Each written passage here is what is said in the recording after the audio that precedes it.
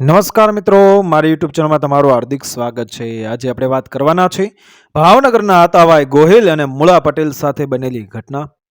નટકટ મુરગલીની જેમ ગેલ કરતા રોતલ નદીના નિર્મળ નીર માથે તપીને ચાંદી વર્ણો બની ગયેલો માથા ફાડ તાપ પુબાકા મારી રહ્યો હતો. પરદેશી બાવળિયાની છાતી માથે રાખીને સૂતેલો એ વગડો સાવ સુનકાર થઈને પડ્યો હતો. હિલોળાતા બાવળિયા એક પગા તપસ્વીની જેમ સ્થિત પગ્ન થઈને ઊભા છે. બપોરા બરાબર તપ્યા છે. ચાપરાજ વાળાએ ચારેય દિશાઓમાં નજરને ઘુમાવી. બળબળતા બપોરનો તીખો તમરાટ એ સિવાય કંઈ દેખાયું નહીં. અને કદાચ કોઈ માણસ દેખાય તો પણ શું? નેક ટેકનો અટલ અડીખમ એવો ચરખાનો ચાપરાજ વાળો ઘડીભર થંભી ગયા. વણસેલી પરિસ્થિતિનો ઉકેલ શોધવા એણે મનને કશ્યું. વાત એમ હતી કે ભાવનગરના આતાભાઈ ગોહિલને રાજ વિસ્તારની લાલસા ઘેરી વળેલી. રાજનો વિસ્તાર વધે એટલી જ વાત નહોતી, સાથે પોતાની બહાદુરીનો નવગજ નેજવો ફગફગે તેવી મનોકામના હતી. આતાભાઈએ ભાલાની અણીએ મહુવા સર કરેલું. પછી તેની નજર કામધેનુ જેવા દૂજતા કુંડલા માથે ગઈ. કુંડલાને સર કરવાના મનસુબા જાગ્યા. એ સાથે જ હુકમ છૂટ્યો ને ચરખાના ચાપરાજવાળાની આગેવાની તળે સેના સાબતી થઈ. તોપોના રેંકડા કુંડલા બાજુ રવાના થયા. દળકટક શેતલનો કાંઠો ચડીને જૂના સાવરની સીમમાં પ્રવેશ્યું.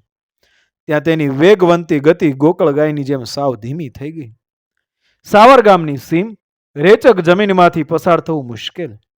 તેમાં ઘણી સાવચેતી છતાંય તોપોના 4 રેંકડા સલવાયા. દેશી પૈડા રેચક જમીનમાં ખૂપી ગયા. રેંકડા બહાર કાઢવા માટે જેમ જેમ કારસો થતો જાય છે તેમ તેમ રેંકડાના પૈડા ઊંડા ને ઊંડા ઉતરતા જાય છે. તેને બહાર કાઢવાની એક પણ કારગત સફળ થતી નથી. મોકળા થવાનો માર્ગ મળતો નથી.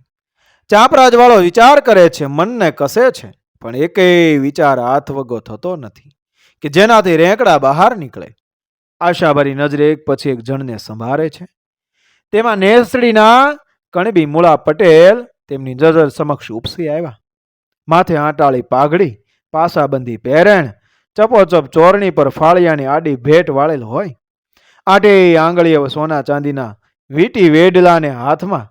ચાંદી મડ્યો હોકો મુળા પટેલ તંદડાનો શોખીન, એટલો જ પાછો મંડળાનો રંગીલો માણસ. દર વર્ષે ગાંડી ગીરમાં આંટો મારે. ચાંપનેશ, વાણિયાળી ગાળી, કરંજાળી, છોડવડી, વાઘાટીબો, લપટણી, કાંહો એમ ગીરના એક એક નેહડામાં આંટો વાઢી લે.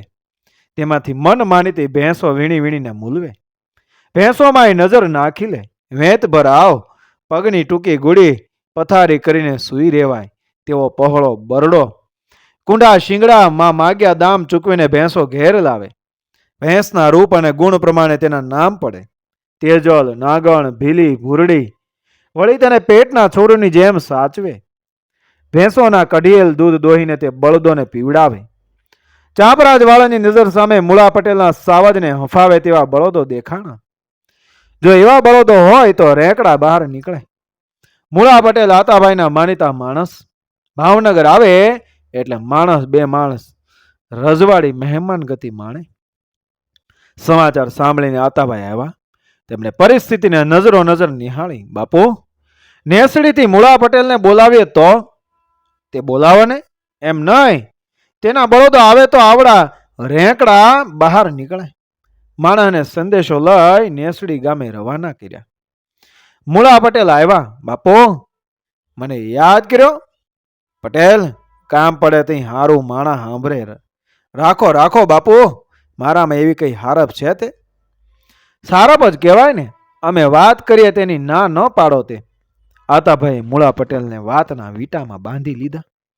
મુળા પટેલ બંધાઈ ગયા. પટેલ, તમારા બળદો મોકલો એટલે રેંકડા નીકળે. આતાભાઈની વાત સાંભળીને પટેલનું મોં ઝાંખું પડી ગયું. તેમના મોં પરની ખુશી દીવડાના તેજની જેમ ઓલવાઈ ગઈ. મુળા પટેલ થોતરાતી જીભે બોલ્યા, રેંકડા તો બહાર નીકળે, પણ તે થોડી વાર અટક્યા. પછી આતાભાઈ સામે જોયું. પછી તમે કુંડલા ભાંગો ને? કુંડલા ભાંગે એટલું જ નહીં પટેલ. તોપોની ધણેણાટી બોલે. એમ થાય તો વાંક મારો ગણાય ને. કુંડલા ભાંગ્યાનો ભાગીદાર હું થાવ ને? મૂળા પટેલે સાવ દીવા જેવી વાત કરી નાખી. પછી કુંડલાના ખુમાણ દરબારો મને શેના સુખે રવા દે. મૂળા પટેલનું આમ બોલવું આતાભાઈને ન ગમ્યું હોય તેમ ભી દઈને બોલ્યા, તે ભલે ને પાણીમાં રહેવું ને મગર હારે વેર બાંધવા જેવી વાત થાય બાપુ. વાત લાખેણી હતી, તેમાં લગરી કે ફારફેર નહીં. કંટા ખુમાણો મૂળા પટેલને જંપ ન લેવા દે. આતાભાઈને ચાંપરાજ વાળો એકબીજાના મોં સામે ફાડીને જોઈ રહ્યા. શું કરવું એ સૂઝતું નહોતું. આથમણા આભમાં ગલાલની છોળો ઉડતી હોય તેવી રતાશ ઘેરાવા લાગી હતી. બાવળિયાની કાંટાળી ડાળીઓ વચ્ચે લપાતો છુપાતો સૂરજ આજની વિદાયે વિહવળ હોય તેમ અશ્રુ ભીનો લાગતો હતો. આદાબાએ ચાંપરાજવાળા સામે સનકારો કર્યો અને પછી મૂળા પટેલને કહ્યું, એવું હોય તો પટેલ કુંડલા ન ભાંગીએ, બસ કહેતા હો તો લખી આપીને. ભલે ભલે બાપુ, મારા બળદો આવે, રેંકડા નીકળે. પણ પટેલની આંખો સહેજ ઝીણી બની. રજવાડાના કાવા દાવાનો આછો અણસાર તેમની આંખોના એ પડલ પાછળ ઉપસવા લાગ્યો. મનમાંથી અંદેહો કાઢી નાખ્યો. લ્યો લખી આપ્યું, ભલે. મૂળા પટેલના દિલમાં ભારોભાર ભરોહો બેસી ગયો. અટકળે ઉગી નીકળેલી શંકા પણ ઉડીને હવામાં ઓગળી બની ગઈ. ડાળા મંથા સાવજની બરોબરી કરે તેવા એ કરાફાટ બળદિયા નેહડી ગામેથી આવ્યા. તો પણ આ રેંકડામાં જોડાયા અને જેમ માખણમાંથી મોવાળો ખેંચે એમ રેંકડાઓને કળણમાંથી ખેંચી લીધા. રેંકડાની દિશા બદલાણી નહીં, તે તેની નિર્ધારિત દિશામાં જ એ અચલ રહ્યા ને કુંડલા માથે તોપોની ધણનાટી બોલી. એ સાથે છંછેડાયેલો સાવજ ડણુકો દે તેમ હાદો ખુમાણ હાંકોટા કરવા લાગ્યો. તેની અડાભીણ હાંક ભાવનગરના તસુને હચમચાવા લાગી.